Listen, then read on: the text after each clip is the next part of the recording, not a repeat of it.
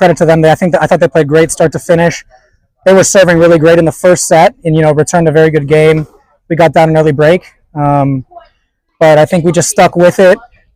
Especially he really flipped it around, and started playing great towards the end, and maybe a little bit of a rocky start, but you played great towards the end, so it was a lot of fun. Yeah. And the serve was the key, right? Yeah, I mean, first set I was kind of not going full power on my serve, and then I was like, we got nothing to lose now, so I'm just going to go for it, and I was serving unbelievable, making the mark, hitting some key serves there in the tie break. So huge. Yeah. Take what I can get with that.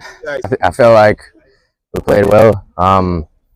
It was a fun doubles, fun to play with Randy, and we're just getting ready to play Davis Cup next month. So yeah. Randy? Yeah, definitely enjoyed it. We played a lot of really good points, really good doubles. It was fun. Just a few points didn't go our way. That's how it is.